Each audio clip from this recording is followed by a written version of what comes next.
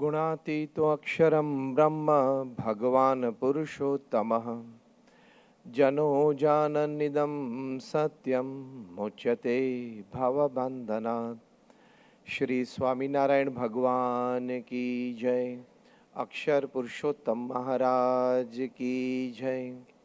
राधा कृष्ण भगवाननी जय। सियावर रामचंद्र भगवाननी जय। उमापति महादेवनी जय। प्रमुख स्वामी महाराजनी जय। महंत स्वामी महाराजनी जय।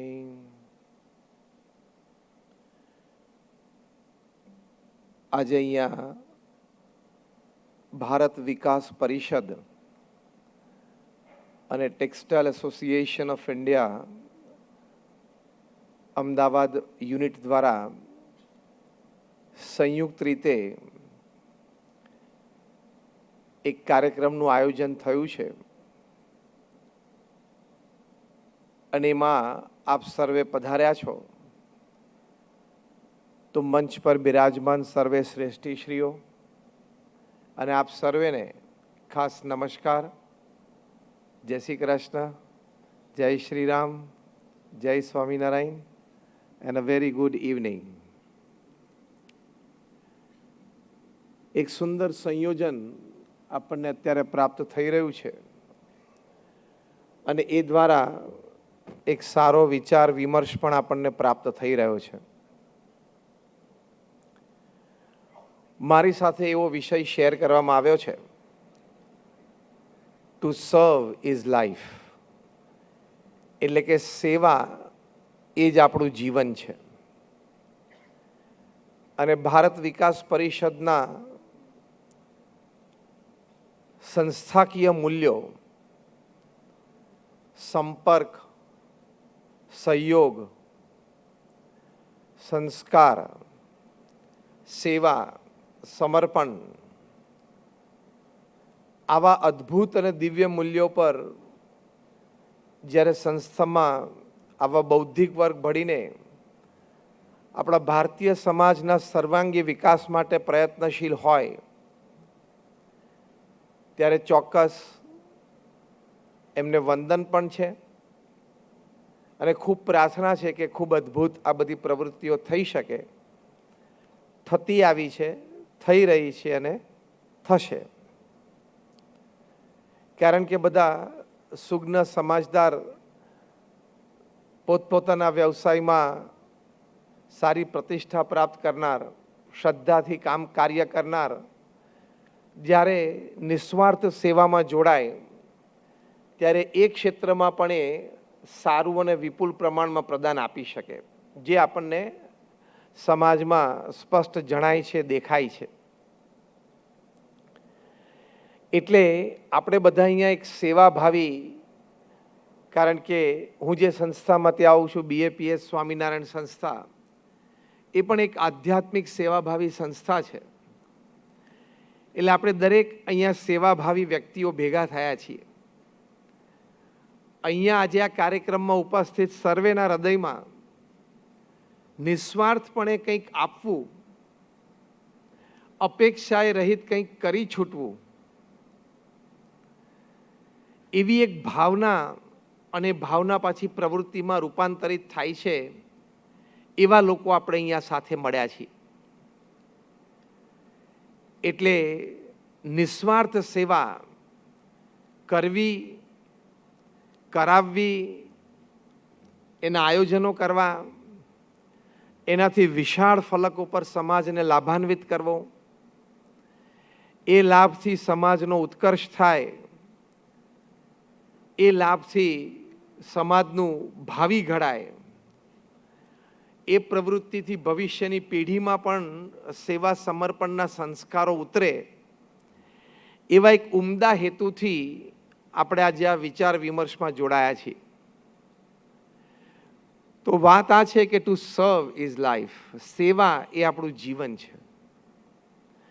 વેપાર, ધંધો, નોકરી આપણે બધા કરીએ છીએ, એ આપણી રોજીરોટી છે।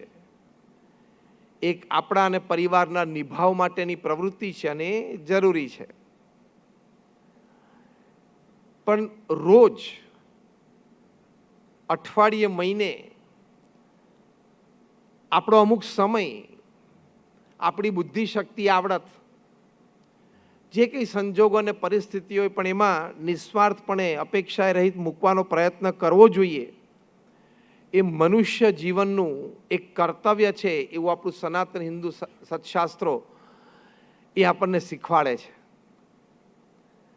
આજે આપણી વિચારધારા છે સંપર્ક, સહયોગ, સંસ્કાર, સેવા, સમર્પણ, એ આપણા સનાતન હિન્દુ ધર્મના સત્શાસ્ત્રો, એની પરંપરામાંથી આપણા પૂર્વજો, આપણા વડીલો, આપણા બાપ દાદાઓ શીખેલા છે.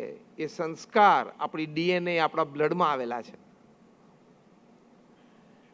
તો આપણે ભાગ્યશાળી છીએ કે આપણને આવા સંસ્કાર, આવા સત્શાસ્ત્રોમાંથી, અધ્યાત્મમાંથી, આપણા સેવાભાવી પૂર્વજોમાંથી આપણને પ્રાપ્ત થયા છે. માટે આપણે પણ એ સંસ્કાર આપણી આવતી પેઢીને આપવા. આવા કાર્યક્રમોમાં અપેક્ષિત હોય છે કે યુવા પેઢી, તરુણ પેઢી પણ સારી રીતે જોડાય. ઘણા બેઠા છે, આપણને દ્રશ્યમાન થાય છે, પણ હજી આવા કાર્યક્રમોમાં ભવિષ્યમાં તમે આવો ત્યારે તમારા સંતાનોને અને તમારા પૌત્ર હોય, ભલે 5 વર્ષનો અને 10 વર્ષનો, એને લઈને આવવો. કારણ કે આ સંસ્કારની વાત છે, આ સેવાની વાત છે. તો સારો અભ્યાસ કરશે અને નોકરી ધંધો વેપારે કરશે, એને શીખવાડવાની જરૂર નહીં પડે. એ તો સ્કૂલ કોલેજમાંથી વિદ્યા પ્રાપ્ત કરીને કરવાનો જ છે. પણ આવા સેવા, સમર્પણના સંસ્કાર એના હૃદયમાં ઉદય થાય, એ બીજ સ્થાપિત થાય, એ ખૂબ જરૂરી છે. કારણ કે નાનપણથી એ બીજ સ્થાપિત થયું હોય એ મોટું વટવૃક્ષ થાય. એ કાલ જઈને સમાજને બહુ જ મોટી પ્રેરણા આપનારી એક વ્યક્તિ અથવા એક વ્યક્તિત્વ ખડું થઈ જાય. સરદાર વલ્લભભાઈ પટેલ બહુ નાના હતા એ વખતનો એક પ્રસંગ મને યાદ આવે છે, મેં વર્ષો પહેલા વાંચેલો. કે પોતે એમના મિત્ર સાથે નિયમિત સ્કૂલે જતા. એવો એમનો આ મિત્ર એક દિવસ બીમાર પડ્યો. સ્કૂલે જતી વખતે એમના ઘરે થઈને જતા હતા, એટલે એમને ખ્યાલ આવ્યો કે આ બીમાર છે, એટલે કે એને ઉલટી ઝાડા થયા હતા.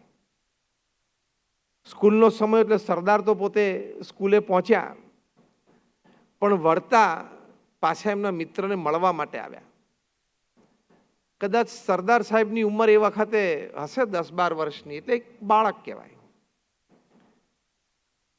પણ એમને એક મિત્રતાની લાગણી, એક સેવાની ભાવના. તો સ્કૂલેથી પાછા વળતા પાછા એમના મિત્રના ઘરે ગયા. અને આ પ્રસંગમાં નોંધાયું છે કે સરદાર પટેલે એમના મિત્ર, એમનું માથું દાબ્યું, શરીર અને પગ દાબી આપ્યા. કેવી એક સેવાની ભાવના કહેવાય. અને પછી પૂછ્યું કે એમને ઔષધ માટે કે દવા માટે શું વ્યવસ્થા છે. ત્યારે ઘરેથી કંઈક વડીલોએ કીધું હશે કે આ એક દવા એમને હવે આપવાની શરૂઆત કરવાની છે, એવી ડૉક્ટરે એવું વાત કરી છે. સરદારે કહ્યું કે હું લઈ આવું. અને એવું કહેવાય છે, આ પ્રસંગમાં ઉલ્લેખ છે કે સરદાર વલ્લભભાઈ પટેલ એ પોતાના ખિસ્સા ખર્ચીના પૈસાથી પોતાના મિત્રની દવા લાવીને એમના મિત્રને એમને દવા આપી. એક 10-12 વર્ષના નાના છોકરાના હૃદયમાં આવી એક સેવાની ભાવના. એટલે આપણા ભારત વર્ષની આ ભાવના છે, આપણને પરંપરામાં મળી છે. આપણી નજર સમક્ષ આવા મહાપુરુષો થઈ ગયા અને છે કે જેમણે નિસ્વાર્થ ભાવે નાનપણથી એક સેવાની ભાવના રાખી અને સેવા એમણે કરી. પ્રસંગમાં આગળ વાત લખે છે કે જ્યાં સુધી એમના મિત્ર સાજા ન થયા ત્યાં સુધી સરદાર વલ્લભભાઈ પટેલ એ નિયમિત સવાર સાંજ એમના ઘરે જતા, બેસતા, એની સાથે વાતો કરતા. અને પછી એ સાજા થયા ત્યારે પાછા સ્કૂલે સાથે ગયા. પણ એમના મિત્ર છે એ સ્કૂલના શિક્ષણમાંથી થોડા દિવસો પાછા ન પડી જાય, એટલે સ્કૂલમાં જે શીખવાડ્યું હોય એ સાંજે આવીને એના મિત્રને બધી વાત કરે. કેવી એક ભાવના કહેવાય. તો આપણે પણ આપણા સંતાનોને આપણે પણ આપણા સંતાનોને નાનપણથી આવા સેવાના સંસ્કાર, આવા મહાપુરુષો, મેં જે સરદાર વલ્લભભાઈ પટેલની વાત કરી, એવા મહાપુરુષોના ચરિત્રો, એમના જીવનના પ્રસંગો એ કહીને એમને પ્રેરણા આપવી જોઈએ.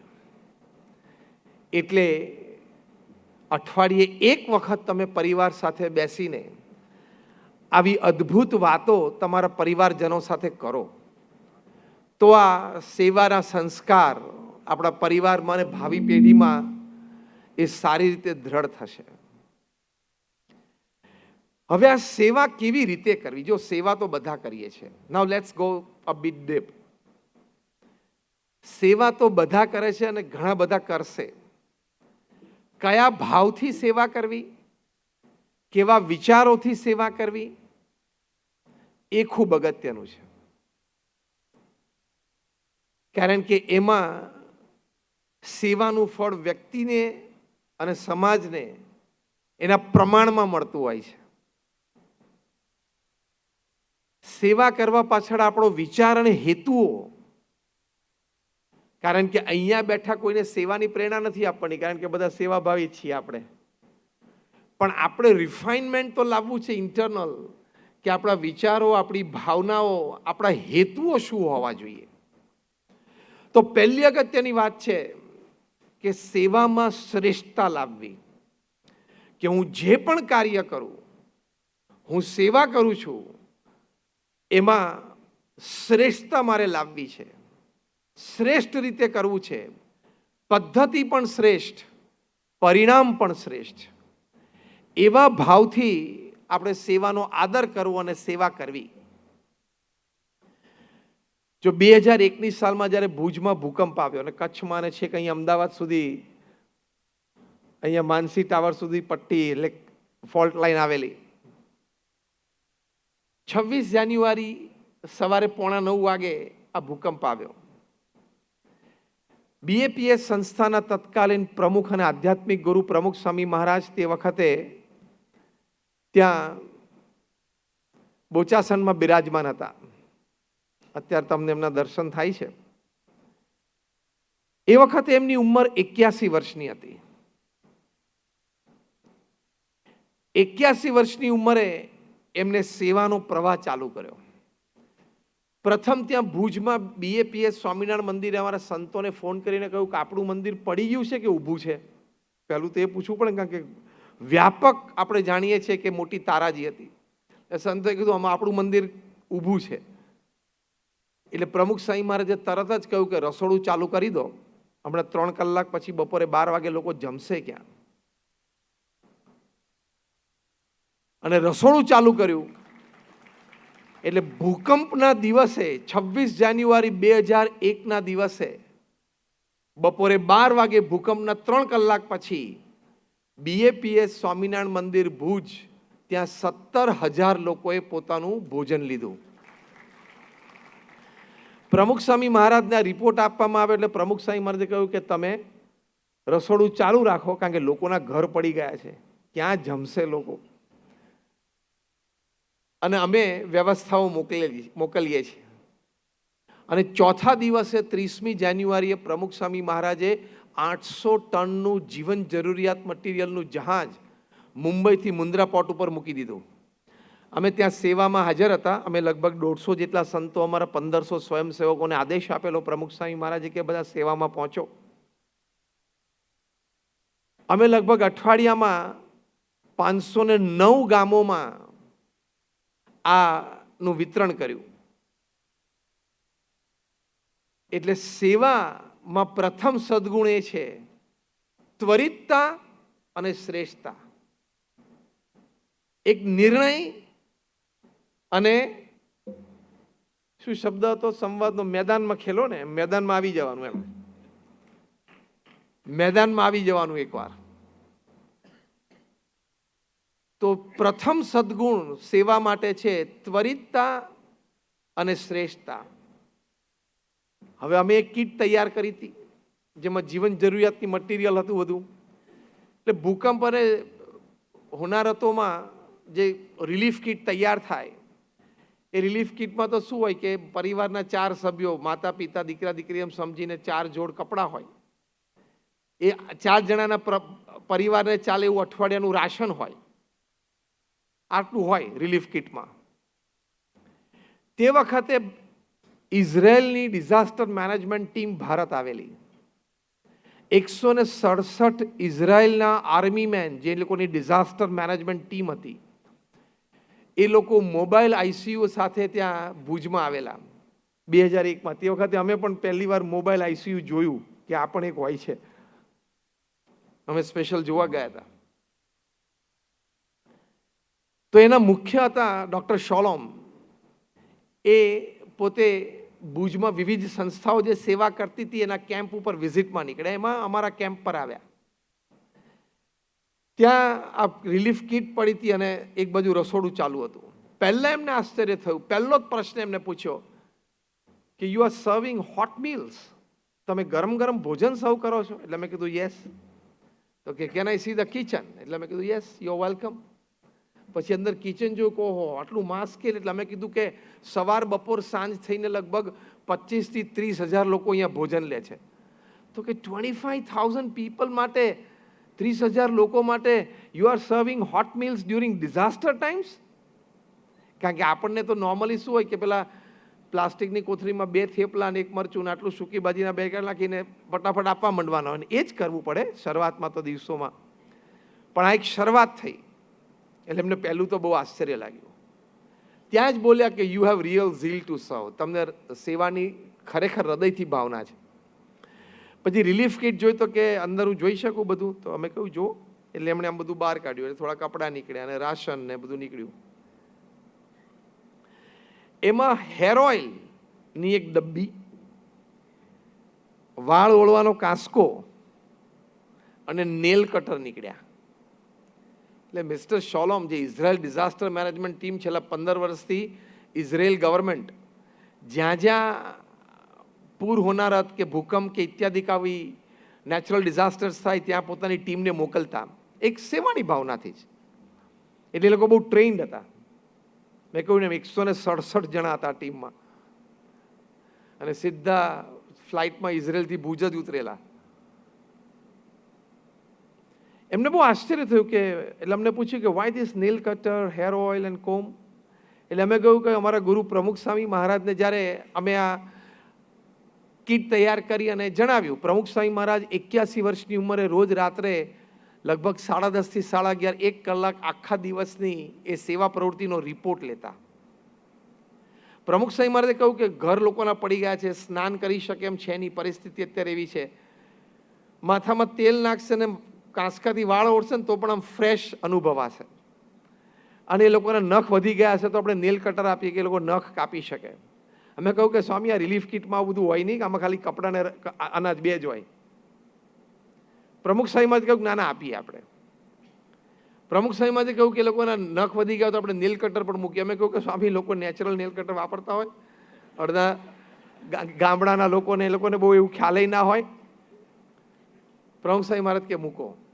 This were Pramukh Swami Maharaj's suggestions at 11 PM night at the age of 81. કેવી સેવાની શ્રદ્ધા કહેવાય, સેવાની ભાવના કેવી કહેવાય કે રાત્રે 11:30 વાગે રિપોર્ટ લીધા પછી he can have a suggestion, he can talk, he can create. પછી એમને થયું કે આ ફોન જો લાંબો ચાલશે ને તો આ કીટ ડબલ થઈ જશે, આખું ઘર વસી જશે, એટલું તો છે નહીં આપણી પાસે વ્યવસ્થા. એટલે ભાઈ ફોન બંધ કર્યો. મિસ્ટર શોલોમે અમને પૂછ્યું કે can I ask you very simple question? એટલે મેં કીધું પૂછો. કે ફ્રોમ વિચ યુનિવર્સિટી પ્રમુખ સ્વામી મહારાજ હેઝ ડન હિઝ MBA? એને એમ કે MBA થયો ને એને જ આવા વિચારો આવે. એટલે અમે કહ્યું કે Pramukh Swami Maharaj is just 5th standard pass, 5 ધોરણ ભણેલા છે. એટલે એમને બહુ આશ્ચર્ય લાગ્યું. એટલે અમને કહ્યું કે can I see his picture? એટલે અમે આ ફોટોગ્રાફ પ્રમુખ સ્વામી મહારાજ અમને દેખાડ્યો. એટલે આમ ભાવથી જોયું અને પહેલું વાક્ય બોલ્યા કે હી સીમ્સ વેરી સ્પિરિચ્યુઅલ, આધ્યાત્મિક ચહેરો છે. અને પછી બીજું વાક્ય એમના સાથી 4-5 હતા, એમને કહ્યું કે આપણે 15 વર્ષથી ત્યાં ઇઝરાયલ ડિઝાસ્ટર મેનેજમેન્ટ ટીમ ઊભી કરી છે, આખી એક સેલ ઊભું કર્યું છે. અને આપણે જાણીએ છીએ ઇઝરાયલ એક નાનો દેશ, પણ એનો વિકાસ, એની વિચારધારા, કે આપણને આવો વિચાર ના આવ્યો અને આમને આ વિચાર આવ્યો, એમ કહીને mister Shalom, Israel disaster management ટીમના મુખ્ય, એ બોલ્યા કે we did not get this thought and this person got it. એટલે કે પ્રમુખ સ્વામી મહારાજને આવ્યો, because we are working from the head, he is serving from the heart. આપણે બુદ્ધિથી કામ કરીએ છીએ, એ હૃદયથી સેવા કરે છે ને, એટલે સહાનુભૂતિમાંથી આવા વિચારો આવે છે. દયા અને પ્રેમની લાગણીથી આ બધા વિચારો આવે છે. એટલે બીજી અગત્યની વાત એ છે કે સેવામાં આપણે સહાનુભૂતિ રૂપ સંસ્કાર એ સારી રીતે સંમિલિત કરવા જોઈએ. ખાલી કરવા પૂરતું કરીએ અથવા સંસ્થાનો આદેશ છે એટલે આપણે કરીએ, આ થોડું વધારે,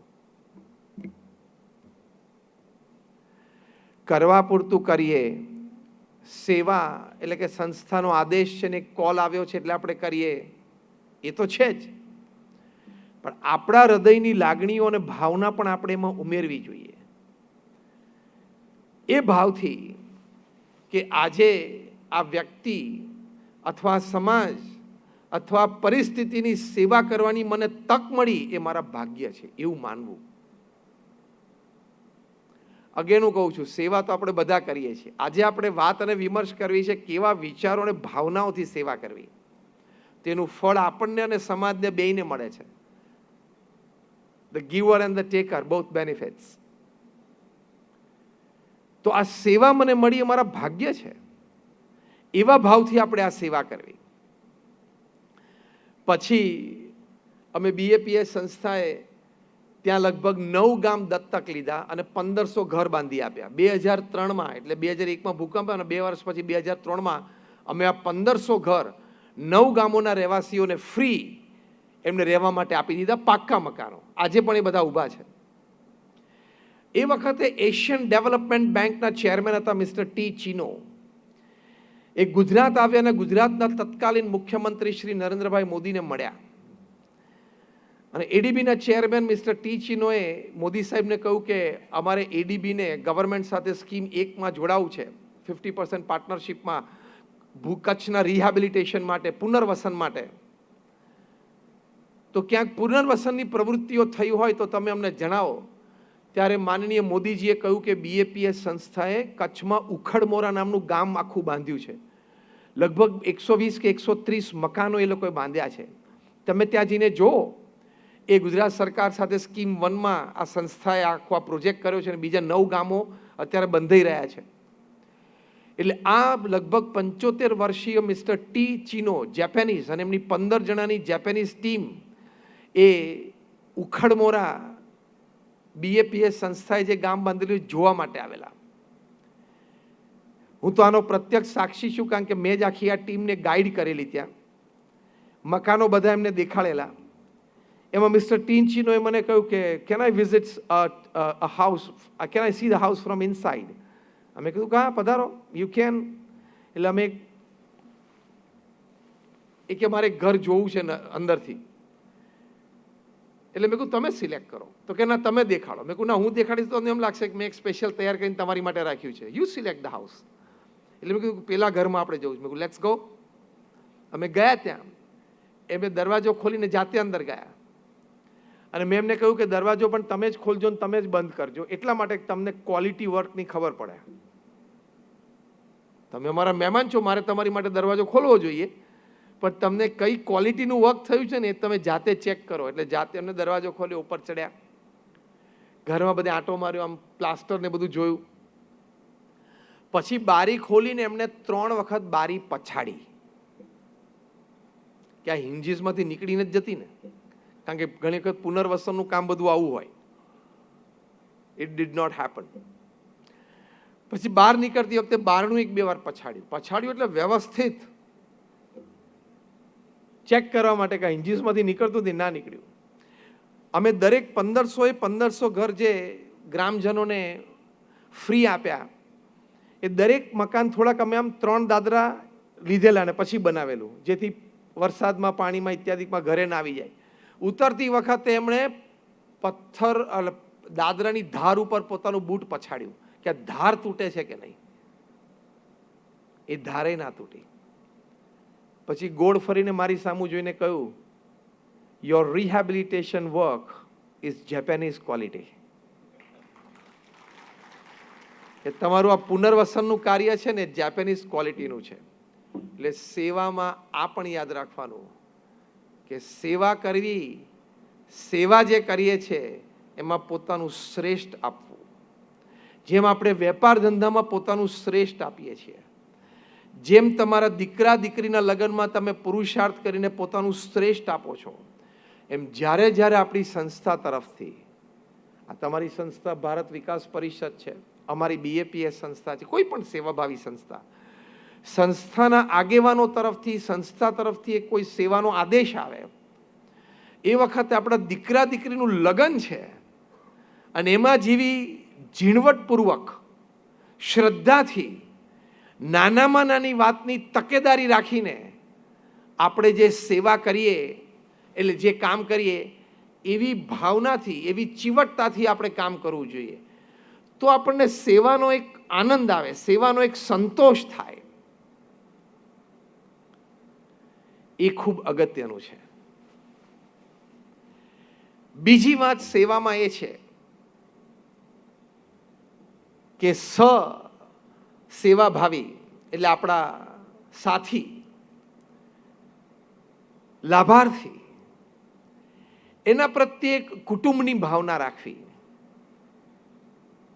આપણે બધા એક છીએ, જેમ અમારે સૂત્ર છે કે BAPS એક પરિવાર, તમારે પણ આવું સૂત્ર છે કે આપણે ભારત વિકાસ પરિષદ એક પરિવાર. આપણી સંસ્થાનો સદસ્ય હોય એ આપણી માટે પરિવારજન છે. Do you agree with this or not? Raise your hands if you say yes. આપણી સંસ્થાનો સભ્ય છે એ આપણી માટે પરિવારજન છે. એવી ભાવનાથી એની સાથે રહેવું, એવી ભાવનાથી એની સાથે વર્તવું, એવી ભાવનાથી એની સાથે રહીને કાર્ય કરવું, તો એ જે આનંદ છે. સ્ટીફન કોવીએ બહુ સારું મેનેજમેન્ટ પુસ્તક લખ્યું છે, the 7 Habits of Highly Effective People, one of the most decorated management books ever. દુનિયાની લગભગ 30 ભાષાઓમાં ટ્રાન્સલેટ થયું છે. એમાં એમણે 3000થી પણ વધારે ટોપ ક્લાસ સક્સેસફુલ પીપલ એ લોકોનો ઇન્ટરવ્યૂ લીધો છે. મે બી લાઈક 2000-3000 લોકો જે ફેલિયર્સ છે એ લોકોના પણ ઇન્ટરવ્યૂ લીધા છે. અને એમાંથી એમણે આ 7 આદતો કોમન તારવી છે કે જે લોકોએ પોતાના કાર્યક્ષેત્રમાં મોટી સફળતા મેળવી, એ સફળ લોકોને આ 7 આદતો એમના જીવનમાં કોમન અમને જોવા મળી. 7 હેબિટ્સ. પહેલી પ્રોએક્ટિવ છે કે પ્રતિકૂળ પરિસ્થિતિમાં સાનુકૂળ પ્રતિભાવ. બીજું એમને લખ્યું છે begin with the end in mind. ત્રીજું લખ્યું છે થિંક વિન વિન. ચોથું લખ્યું છે seek first to understand and then to be understood. એટલે કે પહેલા સામેવાળી વ્યક્તિને તમે સમજવાનો પ્રયત્ન કરો, પછી એ વ્યક્તિ તમને સમજે એવો તમે આગ્રહ રાખો. પછી putting first things first, priority. પછી એ છઠ્ઠી હેબિટ લખી છે ને અગત્યની છે આપણી બધી સંસ્થાઓ માટે, જે સેવાભાવી સંસ્થાઓ છે, NGOs છે, એમાં સિનર્જી. બહુ સરસ શબ્દોનો એમને પ્રયોગ કર્યો છે. છેલ્લું છે શાર્પન ધ સો, પણ સિનર્જીમાં એમને બહુ સરસ વાત લખી છે, બહુ વિશાળ અનુભવ પરથી. આપણે એનર્જી શબ્દ તો જાણીએ છીએ, પણ આગળ એસ પ્રિફિક્સ, સિનર્જી. સિનર્જી એટલે શું? સાંભળજો. 2 કે 2 થી વધારે વ્યક્તિઓ જ્યારે સાથે આવે, એક કાર્ય કરવાનો નિર્ણય લે, એ કાર્યનું સાથે બેસીને આયોજન કરે, એ આયોજનની પદ્ધતિમાં શક્ય છે કે મતભેદ હોઈ શકે, છતાં સાથે રહીને કાર્ય કરવાનો નિર્ણય લીધો છે, એના ઉપર અડગ રહે અને જ્યાં જ્યાં ડિફરન્સીસ આવતા હોય સોલ્વ કરવાનો પ્રયત્ન કરે, એ કાર્ય ચાલુ કરે, એ કાર્યમાં કરતા કરતા પણ કદાચ મતભેદ રહે પણ મનભેદ ન થવા દે, એ કાર્ય પૂરું કરે, એનો લાભ એ જોઈ શકે, અનુભવી શકે, એ કાર્ય સફળતાપૂર્વક પૂર્ણ કર્યાનો જે આનંદ અને એ આનંદમાંથી જે એનર્જી ઉપજે કે આપણે બીજું પણ એક સરસ કાર્ય, બીજો પણ એક સેવા પ્રોજેક્ટ સાથે કરવો છે, એ જે વિચાર, એટલે કે સફળતાના આનંદમાંથી જે શક્તિ અને બીજો વિચાર ઉત્પન્ન થાય કાર્ય કરવાનો, એને સિનર્જી કહેવાય. That is called synergy. એટલે આપણે સાથે સેવા કરીએ છીએ તો આપણે આપણા દરેક આપણી સંસ્થાના સદસ્યને એવા પરિવારજન માનીએ તો એ સેવા કર્યાનો એક આનંદ છે. એ આનંદમાંથી ફરી વખત બીજી વાર પણ સાથે આવીને આપણે સેવા કરવી છે એવો એક વિચાર અને નિર્ણય છે. એ શક્તિ, એ આનંદ, એ નિર્ણયને સિનર્જી કહેવાય. કોઈ પણ સંસ્થામાં, કોઈ પણ કાર્ય સેવામાં જો સિનર્જી ઉત્પન્ન ન થઈ તો પૂર્ણ સફળતા નહીં સમજવાની. ખ્યાલ આવ્યો? લાભાર્થીને તો ઘણો બધો લાભ થયો તો સારું જ છે, એ પણ એક સફળતા છે કે આટલા બધા લાભાર્થી હતા, એ બધાને આટલો બધો લાભ થયો.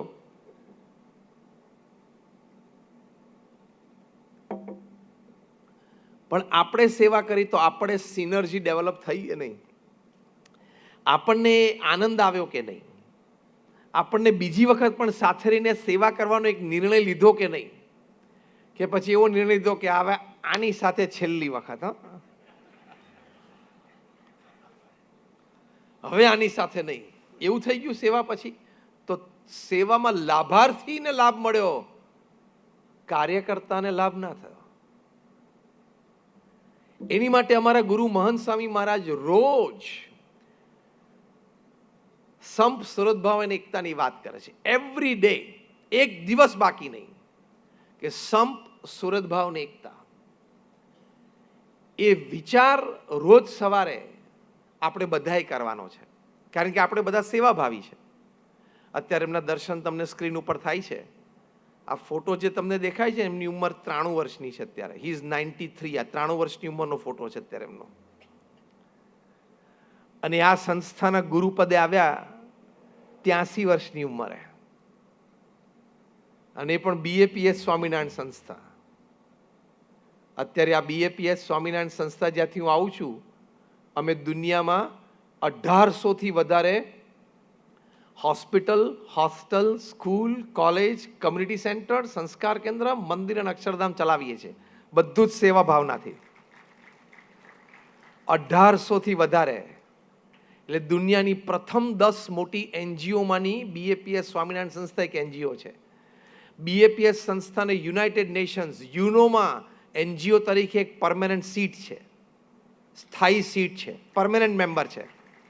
અમારા પ્રતિનિધિ રેગ્યુલરલી યુનોમાં એનજીઓ કેટેગરીમાં બેસે છે. આવી મોટી સંસ્થાની જવાબદારી મહંત સ્વામી મહારાજે 83 વર્ષની ઉંમરે સ્વીકારી. અત્યારે પૃથ્વી ઉપર 800 કરોડની વસ્તીમાં કોઈ વ્યક્તિ એવી નથી કે જેને 83 વર્ષે આટલી મોટી જવાબદારી સંભાળી હોય. પ્રોફેશનલી પણ નહીં, કોર્પોરેટ લેવલ પર પણ નહીં, અને સમાજ સેવામાં તો નહીં જ. 83 વર્ષની વ્યક્તિ કરી શું શકે? What can he do at the age of 83? Today is 93. 10 વર્ષની એમની આ સંસ્થાનું નેતૃત્વ, આ સંસ્થાની જવાબદારી 83 થી 93માં, હવે સાંભળજો આંકડા, પ્રેરણાદાયી પણ છે અને મગજ એક સેકન્ડ માટે કામ કરતું બંધ થઈ જશે હું આંકડા બોલીશ ને. એટલે 83 થી 93 વર્ષની ઉંમરમાં એમણે, એટલે કે છેલ્લા 10 વર્ષમાં hospital, hostel, school, college, community centre, સંસ્કાર કેન્દ્ર, મંદિર, અક્ષરધામ આવી 767 સેવાભાવી સંસ્થાઓની ભેટ સમાજને આપી. 767. એટલે અત્યારે બીએપીએસ સ્વામિનારાયણ સંસ્થામાં અમે દર 6ઠા દિવસે એક નવી સંસ્થાનું ઉદ્ઘાટન કરીએ છીએ. Every 6th day. આપણે જે અહીંયા દિનેશ હોલમાં અત્યારે અહીંયા એક ફેસિલિટીમાં બેઠા છે ને, એવી આનાથી નાની અથવા આના જેવડી અથવા આનાથી મોટી એવી એક નવી સંસ્થા દર 6ઠ્ઠા દિવસે અમે ઉદ્ઘાટન કરીએ છીએ. દર 6ઠ્ઠા દિવસે ઉદ્ઘાટન થાય એટલે કોઈ પણ સમયે 80 થી 100 સંસ્થાઓનું બાંધકામ પાઇપલાઇનમાં હોય ને તો 6ઠ્ઠા દિવસે ઉદ્ઘાટન થાય. અત્યારે હું તમારી સામે બોલું છું ત્યારે આજની તારીખે 150 થી પણ વધારે આવી સંસ્થાઓનું નિર્માણ BAPS સંસ્થા દુનિયાના 60 દેશોમાં કરી રહી છે.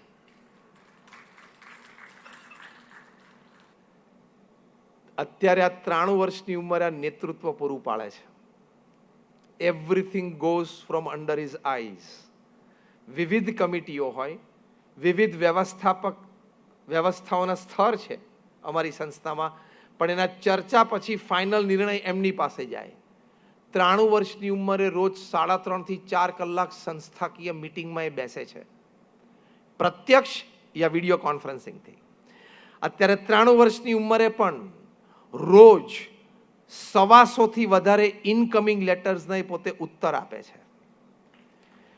93 વર્ષની ઉંમરે રોજ સાંજે 1.5 કલાક આવી રીતે જન સમુદાયને સંબોધવા માટે એ મંચ ઉપર ઉપસ્થિત થાય છે. રોજ 70 થી 100 લોકોને 93 વર્ષની ઉંમરે વ્યક્તિગત મળે છે. આ ફોટો છે ને એમનો ગયા વર્ષનો છે, 92 વર્ષની ઉંમરનો છે. સેવા અને અધ્યાત્મનું તેજ દેખાય છે ને. કારણ કે મેં જે થોડાક મૂલ્યો તમને વર્ણવ્યા, એ મૂલ્યો, એ ભાવના, એ વિચારો સાથે તમે સેવામાં જોડાઓ, તમારું વ્યક્તિત્વ અને તમારું ચારિત્ર એ આવું દીપી ઉઠે.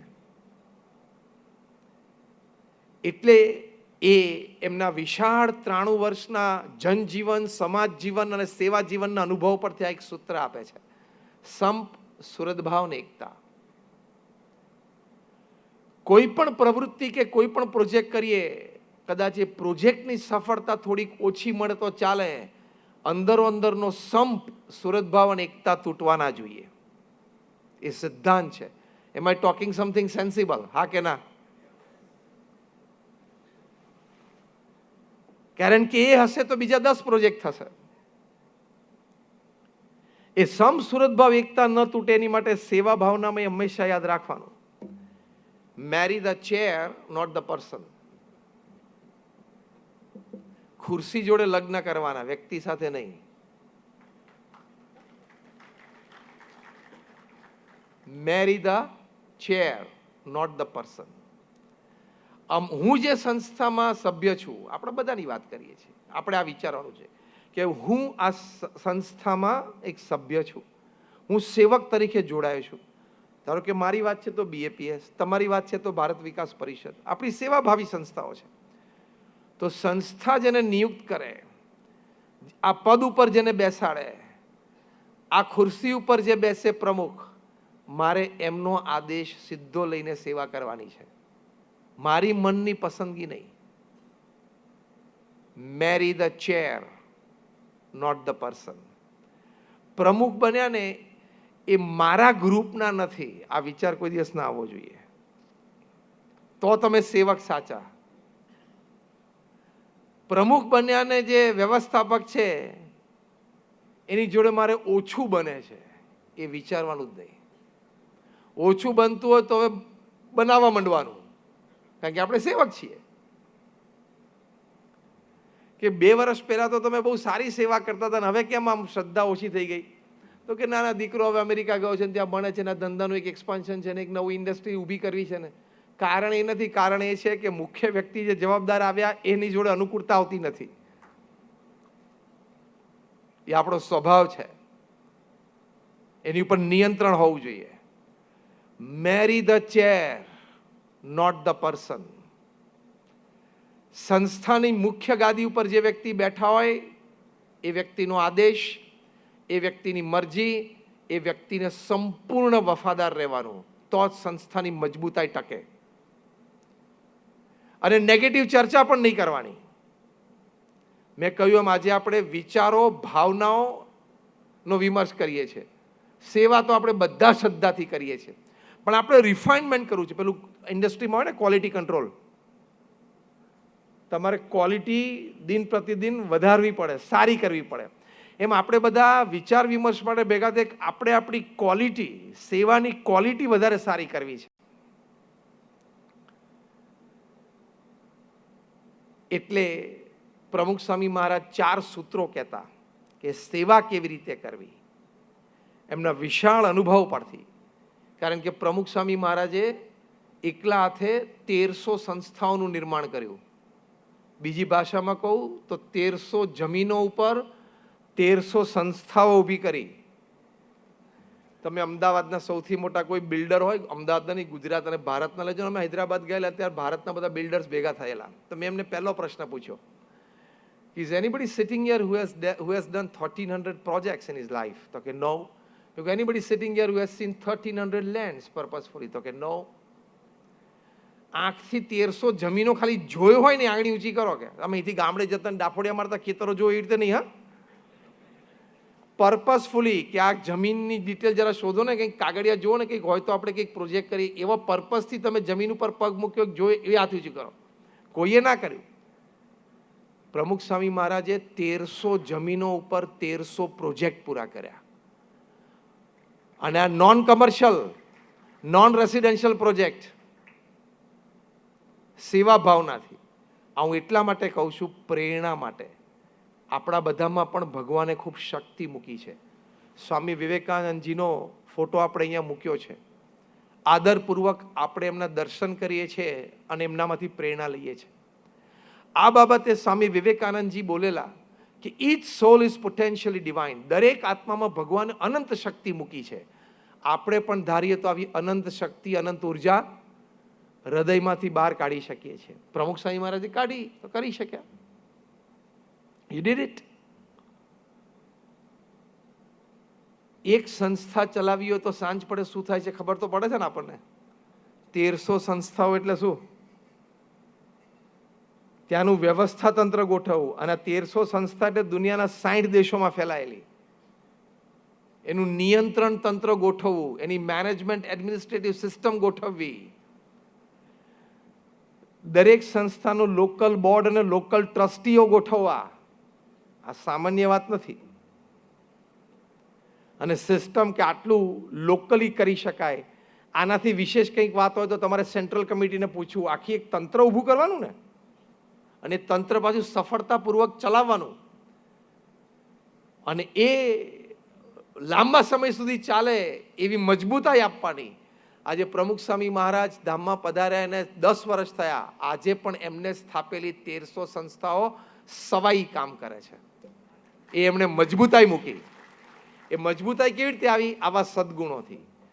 સેવામાં શ્રદ્ધા એક મોટી વાત છે, અગેન આઈ એમ રિપીટિંગ. પણ આવા વિચારો અને ભાવનાઓ, તો પ્રમુખ સ્વામી મહારાજે આ સેવાઓ કરી એની પાછળ એ 4 મુદ્દા પોતાના અનુભવ પરથી કહેતા કે સેવા કેવી રીતે કરવી. તો એ પોતે કહેતા, માથે બરફ મૂકીને, મનગમતું મૂકીને, હક દાવો મૂકીને શરીરને ઘસી નાખવું. આ 4 મુદ્દા એ પોતે બોલતા. પહેલો મુદ્દો શું? માથે બરફ મૂકીને ધીરજ રાખીને કર્યા કરવું, શ્રદ્ધા રાખીને કર્યા કરવું, તો થશે જ. બીજું, પહેલું માથે બરફ મૂકીને. બીજું, મનગમતું મૂકીને, મને આ જ સેવા ફાવશે, મને આ વ્યક્તિ સાથે જ ફાવશે, મને આ જ અનુકૂળ આવશે, એવું નહીં. સંસ્થાનો આદેશ થાય એટલે ઘરેથી 2 જોડી કપડાં લઈ અને નીકળી જવાનું. એ તૈયારી રાખવાની. હા કે ના? કે થોડી મેં અઘરી વાતો કરું છું? તો સેવક સાચા ને તો સેવાનો આનંદ આવે. મરણિયા થાવ ને પછી જ સેવાનો આનંદ આવે. બાકી ફૂલ કમ્ફર્ટ ઝોનમાં રહીને તમે એમ કહો સેવા કરું, એમાં સેવાનો આનંદ ના આવે, પેલી સિનર્જી ડેવલપ ના થાય. એટલે મનગમતું મૂકી દેવાનું. ત્રીજું, હક દાવો મૂકી દેવાના. મેં આ સંસ્થામાં 20 વર્ષથી સેવા કરી છે, મને કોઈ પદ કેમ ના મળ્યું? તારી 20 વર્ષની સેવા ચોકડી વાગી ગઈ. આ વિચાર આવ્યો ને એમાં ચોકડી વાગી ગઈ. પદ અને પ્રતિષ્ઠાની અપેક્ષા ન રાખવી. હું આ સંસ્થાનો અદનો સેવક છું, મને આદેશ મળે એટલે મારે સેવા કરવાની છે, એવી જ ભાવના હંમેશા રાખવી. એ વિચાર જ દ્રઢ કરવો.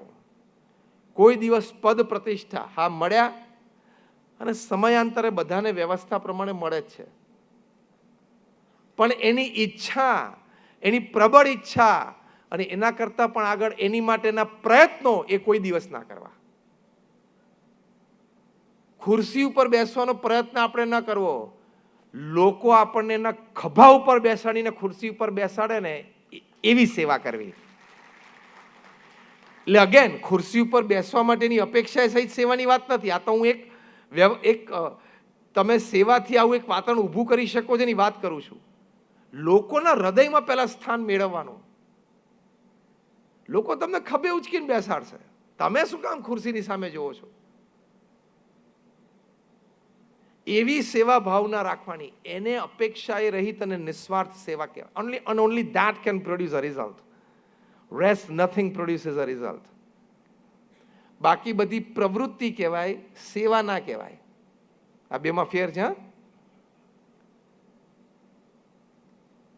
જેમ મજૂરી અને કામમાં ફેર છે ને, એમ પ્રવૃત્તિ અને સેવા બે શબ્દોમાં ફેર છે. તમે સેવા કરતા કરતા પણ જો આવા બધા વિચારો અને ભાવનાઓ ન રાખો તો એક જાતનું કામ જ થયું, પ્રવૃત્તિ જ થઈ. પણ આવા શુભ વિચારો, સદભાવના એ આપણે હૃદયમાં રાખીએ તો એ સેવા બને. ટુ સર્વ ઇઝ લાઈફ. તો તમને આ એટલે આપણને બધાને તો સેવાનો આપણને આનંદ આવે. એટલે હક દાવો મૂકી દેવાનો. અને છેલ્લે શું લખ્યું? ચોથો મુદ્દો કે દેહને ઘસી નાખો. એટલે જીવનના છેલ્લા શ્વાસ સુધી સેવા કરવાની. ભગવાનને પ્રાર્થના કરવાની કે હું સેવા પ્રોજેક્ટ ઉપર હોઉં ને ત્યારે હાર્ટ એટેક આવવો જોઈએ, ખાટલામાં નહીં. ઘરમાં કે હોસ્પિટલના ખાટલામાં એટેક ના આવવો જોઈએ. એટેક ક્યાં આવવો જોઈએ? સેવાના પ્રોજેક્ટ ઉપર હોઉં ને, મેદાનમાં હોઉં ને ત્યારે જ મરવું છે. ખાટલામાં મરવાનું એવું નથી જોઈતું. એવી પ્રાર્થના પણ કરવી અને એવી ભાવના પણ રાખવી. I want to die on the battlefield, not on the hospital bed. મારી સંસ્થાનો કોઈ પ્રોજેક્ટ ચાલતો હોય, મને આદેશ થયો હોય અને ત્યાં હું કામ કરવા ગયો હોઉં અને ત્યાં હું કામ કરી રહ્યો હોઉં, સેવા કરી રહ્યો હોઉં, ત્યારે હાર્ટ એટેક આવી જાય. સેવા કરતા કરતા દેહ છૂટી જાય. એવા મોટા વિચારો સાથે સેવા કરવી કે I want to die on the battlefield, not on the hospital bed.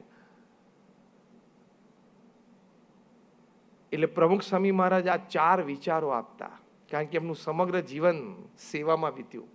એટલે આનો અનુભવ નિચોડ, એમનું હૃદય અમૃત.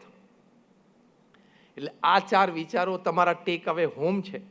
આજે હૃદયસ કરીને આપણે બધા, આમે કંઈ નવી વાત નથી કરી.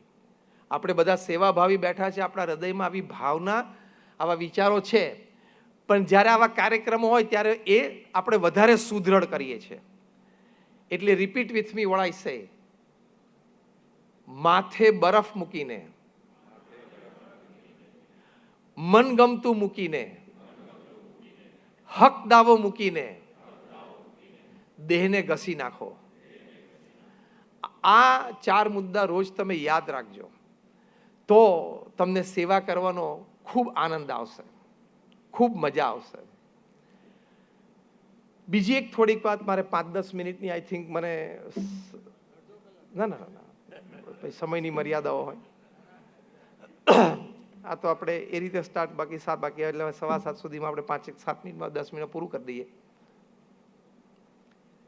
સેવા છે ને 3 પ્રકારની છે. એક છે લાઈફ સપોર્ટિંગ સર્વિસીસ. એમાં શું હોય કે તમે કોકની લાઈફને સપોર્ટ કરો છો. ગરીબ હોય તો તમે એને અન્ન આપો, એને વસ્ત્ર આપો. એને લાઈફ સપોર્ટિંગ સર્વિસીસ કહેવાય. તેની લાઈફને તમે સપોર્ટ કરો છો. બીજી પ્રકારની સેવા છે એ લાઈફ સસ્ટેનિંગ સર્વિસીસ છે. એટલે કે જાતે પોતે આત્મનિર્ભર થાય એવી કોઈ સ્કિલ તમે એને શીખવાડો. જેમ સ્કિલ ડેવલપમેન્ટ સેન્ટર્સ હોય, ત્યાં દક્ષિણ ગુજરાતમાં ધરમપુરમાં અમારું પ્રમુખ સ્વામી વોકેશનલ ટ્રેનિંગ સેન્ટર છે. એમાં લગભગ અત્યારે 600 થી 650 આદિવાસી છોકરા છોકરીઓ ફ્રી રહે છે, ફ્રી ભણે છે, પુસ્તકો પણ ફ્રી, એ લોકોને ડ્રેસીસ આ તે બધું પણ ફ્રી. તમે કેમ્પસમાં એન્ટર થાઓ ને તો કોઈ ઇન્ટરનેશનલ ક્લાસનું કેમ્પસ હોય ને, from paver block to cleanliness to facility તમને અનુભવાય. ત્યાં અમે સ્કિલ ડેવલપમેન્ટ આદિવાસીઓને શીખવાડીએ છીએ. કોઈ પ્લમ્બર બને, કોઈ ઇલેક્ટ્રિશિયન બને, કોઈ એ લાઈફ સસ્ટેનિંગ સર્વિસીસ છે. આદિવાસી અભણ છોકરીઓ કે જેને જિંદગીમાં કોઈ દિવસ હાથમાં 100 રૂપિયાની નોટ નહોતી જોઈ, એવી લગભગ 200 થી 250 આદિવાસી છોકરીઓને છેલ્લા 4 વર્ષમાં ત્યાં નર્સ તૈયાર થઈ અને વાપીથી માંડીને મુંબઈ સુધીની હોસ્પિટલોમાં આદિવાસી છોકરીઓ નર્સ તરીકે નોકરી કરે છે. અને જેને 100 રૂપિયા નહોતા જોયા એને આજે 20,000 થી માંડીને 80,000 સુધીના પગાર છે. એ આદિવાસી છોકરીઓના પગાર ઉપર એ લોકોના પોતાના ગામમાં પોતાનું ઘર કાચું હતું, એ પાક્કા થયા. એટલે આ લાઈફ સસ્ટેનિંગ સર્વિસીસ છે. અને ત્રીજા પ્રકારની છે લાઈફ એન્હેન્સિંગ સર્વિસીસ. જીવન ઉર્ધ્વ બને એવી સેવાઓ. એમાં એને સંસ્કાર અને અધ્યાત્મના પાઠ આવે. સંસ્કાર અને અધ્યાત્મના એટલે life supporting services, life sustaining services and life enhancing services. ત્રણેય પ્રકારની સેવામાં દરેક સંસ્થાએ શ્રદ્ધાથી જોડાવવું જોઈએ. જે લાઈફ એન્હેન્સિંગ સર્વિસીસ છે એટલે કે સંસ્કાર અને અધ્યાત્મનું પ્રદાન, એ પણ ખૂબ જરૂરી છે. એ પણ બહુ મોટી સેવા છે. એટલે કે ભગવાન પ્રત્યેની કોઈને શ્રદ્ધા દ્રઢ કરાવવી, એ શ્રદ્ધા પ્રેક્ટિકલ રૂપે ભક્તિ સ્વરૂપે એના જીવનમાં હોય. ભગવાનની મૂર્તિ, ભગવાનના દર્શન કરવા, નામ સ્મરણ કરવું, સત્શાસ્ત્રોનું પઠન કરવું, આવી ભગવાન પ્રત્યેની શ્રદ્ધા અને ભક્તિ પણ કોઈને દ્રઢ કરાવવાની, એ પણ એક બહુ જ મોટી સમાજ સેવા છે. કેમ? તમને એમ થાય કે હું એક સંત છું એટલે મેં તમને આ વાત કરી, પણ હું એન્જિનિયર પણ છું ને હું સંત પણ છું. તમારામાંથી 34 વર્ષ કે ની ઉંમર કે 34 થી નાના હોય હાથ ઊંચો કરો તો, જે બેઠા છે એમાંથી ઘણા બધા બેઠા છે. તમે લોકોએ જે હાથ ઊંચો કર્યો ને, તમે લોકો જન્મ્યા પહેલા મેં એન્જિનિયરિંગ પૂરું કરેલું ફ્રોમ BVM વલ્લભ વિદ્યાનગર. એટલે આઈ એમ અ મેન ઓફ સાયન્સ અને મેન ઓફ રિલિજન બોથ. વિજ્ઞાન પણ ખબર છે અને ધર્મ પણ ખબર છે, લોજિક તર્ક પણ ખબર છે અને ફેઇથ શ્રદ્ધા પણ ખબર છે. એટલે બેયના કોમ્બિનેશનથી હું તમને કહીશ. અને બેયનું કોમ્બિનેશન જોઈએ.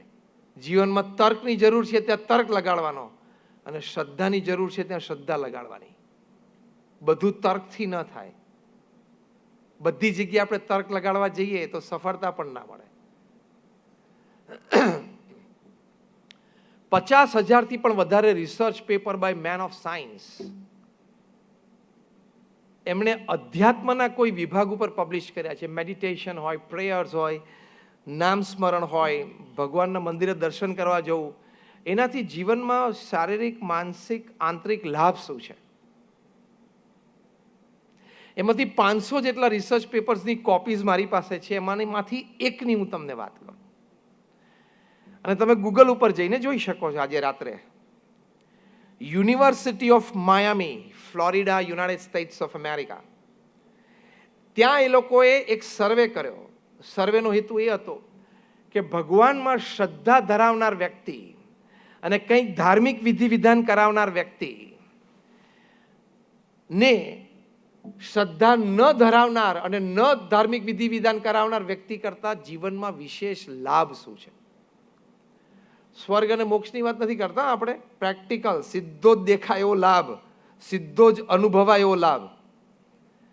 એટલે યુનિવર્સિટી ઓફ માયામીએ 8,000 વ્યક્તિઓ પર સર્વે કર્યો. 4,000 વ્યક્તિઓ એવા હતા કે જેને ભગવાન પ્રત્યેની શ્રદ્ધા હતી, 4,000 એવા હતા કે જેને નહોતી. કોઈ પ્રશ્ન નથી આપણને, દરેક વ્યક્તિ પોતાને આઈડિયોલોજી પ્રમાણે જીવન જીવી શકે છે. પ્રિન્સિપલ સર્વે આ હતો, what advantage a believer has over a non believer. 10 વર્ષ સર્વે ચાલ્યો. એ લોકોના જીવનના દરેક પ્રસંગોમાં એ લોકોના અનુભવો, વિચારો, એ બધું ડોક્યુમેન્ટ થયું.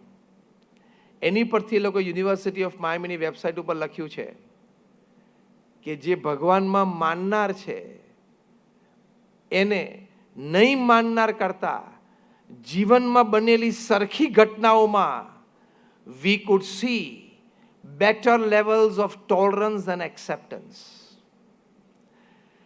એટલે કે જીવનમાં ઘટનાઓ બને એમાં સહન કરવાની શક્તિ અને સ્વીકાર કરવાની ભાવના શ્રદ્ધાળુમાં અમને વધારે જોવા મળી.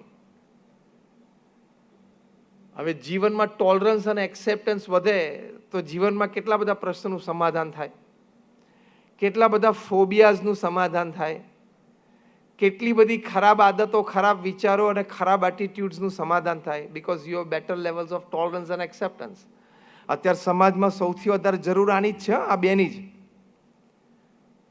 કોઈ પણ સમાજ તમે લો, આ બે સદગુણોની અત્યારે તાતી જરૂર છે. આ બંને સદગુણો છે ને અત્યારે અનેક ઠેકાણે અનેક સમાજમાં ઓક્સિજન ઉપર છે, આઈસીયુમાં છે. કયા બે? Tolerance and acceptance.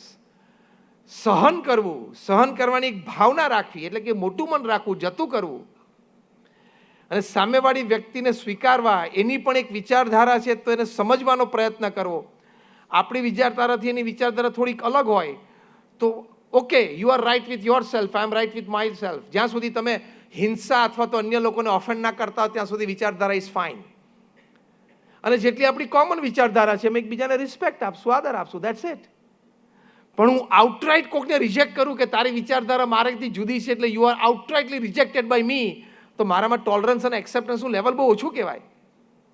અત્યારે સમાજમાં ટોલરન્સ અને એક્સેપ્ટન્સની અત્યંત જરૂર છે. સમાજમાં, વ્યક્તિઓમાં, સંસ્થાઓમાં, વિચારધારાઓમાં. કારણ કે ઇન્ક્રીઝિંગલી એટીટ્યુડ બનતો જાય છે. એમાં આજની અત્યારની પેઢી છે ને, જેન ઝી, અત્યારની પેઢીમાં માય વે ઓર હાઈવે, આવો એટીટ્યુડ છે, અભિગમ. કાં તો હું કહું એ માનવાનું ને હું કહું એ સાચું, બાકી બધું ખોટું. સમાજને આવો સદગુણ સહન કરવું અને સ્વીકારવું એ શીખવાડો ને, એ પણ બહુ જ મોટી સેવા છે. એ ભગવાન પ્રત્યેની શ્રદ્ધાથી આવે છે. એ આ ત્રીજા પ્રકારની સેવાની કેટેગરીમાં આવે, life enhancing services. Life supporting બધા કરે છે, લાઈફ સસ્ટેનિંગ એ ઘણા કરે છે, લાઈફ એન્હેન્સિંગ બહુ ઓછા કરે છે. એ પણ એક બહુ જ મોટું ક્ષેત્ર છે. એમાં સ્ટ્રેસ, ડિપ્રેશનથી માંડીને આત્મહત્યા સુધી રોકી શકાય એવી ક્ષમતા આ બે સદગુણોમાં છે. Do you believe? સહન શક્તિ વધે અને સ્વીકારની ભાવના વધે તો સ્ટ્રેસ, ડિપ્રેશન, એન્ઝાયટી, ફિયરથી માંડીને સુસાઇડ સુધી લોકોને આપણે બચાવી શકીએ. તો એ બચાવી શકીએ છીએ એ બહુ મોટી વાત છે ને, મોટી સમાજ સેવા છે. પૂરમાં, નદીમાં કોઈ તણાતો હોય ને તમે એને બચાવો, એ પણ સમાજ સેવા છે. શિયાળામાં રાત્રે એ બિચારો કોઈ ઓઢ્યા વગર ઠૂઠવાતો હોય ને રોડ ઉપર સૂતો હોય, એને એક બ્લેન્કેટ આપો, એ પણ સમાજ સેવા છે. કોઈક અભણ વ્યક્તિને તમે સ્કિલ શીખવાડો ને એને પ્લમ્બર કે ઇલેક્ટ્રિશિયન કોઈ આદિવાસીને બનાવો ને 15,000 રૂપિયાની નોકરી વાપીમાં કે અંકલેશ્વરમાં ચાલુ થઈ જાય, એ પણ એક સમાજ સેવા છે. અને એને ટોલરન્સ અને એક્સેપ્ટન્સ શીખવાડો અને એન્ઝાયટીથી બચી શકે, ડિપ્રેશન, સ્ટ્રેસથી બચી શકે, પોતાના ટોલરન્સ અને એક્સેપ્ટન્સ લેવલ્સ વધારવાથી, એ પણ એક સમાજ સેવા છે. Full range, I am talking of full range. બીજો મુદ્દો લખ્યો છે, 3 મુદ્દા લખ્યા છે એટલે બીજો ને ત્રીજો મુદ્દો કહીને હું પૂરું કરું. બીજો મુદ્દો લખ્યો છે, those who were believers, we found that they had better levels of self control than non believers. કે જે ભગવાનમાં શ્રદ્ધા રાખતા હતા ને એ લોકોને સ્વયં પર સંયમ એ બહુ સારો હતો. એની પણ અત્યારે ખૂબ જરૂર છે કે નહીં? Self control. એક નાની ભૂલ અને કારકિર્દી પૂરી. કેટલા બધા પ્રસંગો બન્યા છે. આમ ખાનગીમાં ક્રિકેટના બોલ સાથે ચેડા કર્યા અને ટીવી કેમેરે પકડી લીધું અને કારકિર્દી પૂરી થઈ ગઈ હોય એવા પ્રસંગો બન્યા છે. કારણ કે સેલ્ફ કંટ્રોલ ચૂકી ગયા, સ્વ ઉપરનો સંયમ ચૂકી ગયા. એક શબ્દ ખોટો બોલાઈ ગયો અને સોશિયલ મીડિયા દ્વારા તો પછી સ્પ્રેડ થાય અને વ્યક્તિની પ્રતિષ્ઠા અને એની કારકિર્દી વિશે પણ પ્રશ્ન આવી જાય. ગયા 5 વર્ષમાં કેન્દ્રીય મંત્રી હતા, એમની 25-30 વર્ષની જૂની વાત નીકળી, જે મી ટુ મુવમેન્ટ શરૂ થયેલું, એમાં રાજીનામું આપવું પડ્યું. છેલ્લા 5 વર્ષથી ક્યાંય પબ્લિકમાં છે નહીં. Prestige is zero, career is zero. બાકી 50 વર્ષની કારકિર્દી હતી પોલિટિકલ લેન્ડસ્કેપમાં, 50 વર્ષથી રાજકારણમાં અને કેન્દ્રીય મંત્રી બનેલા, પણ છેલ્લા 5 વર્ષથી ક્યાંય તમને એનું નામ જોવા નથી મળતું. એક ભૂલ, એ પણ 20 વર્ષ જૂની નીકળી. એટલે સ્વ પર સંયમ એ પણ એક સેવક તરીકે ખૂબ જરૂરી છે. તો સેવા આજીવન ચાલશે, નહીં તો આજીવન બંધ થઈ જશે. અને છેલ્લો મુદ્દો લખે છે, those who were believers we found that they had better perseverance level in following their short term and long term goals.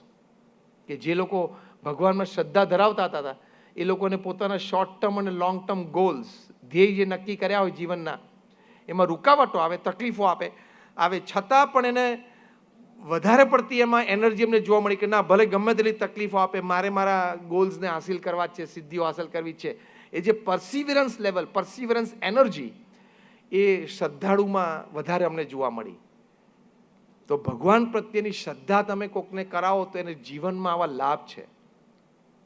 એને ટોલરન્સ લેવલ વધે છે, એને એક્સેપ્ટન્સ લેવલ વધે છે, એને સેલ્ફ કંટ્રોલ વધે છે, એને પરસિવિયરન્સ એનર્જી લેવલ વધે છે. આ બધી સમાજ સેવા છે કે નહીં, વ્યક્તિ અને પરિવાર માટે?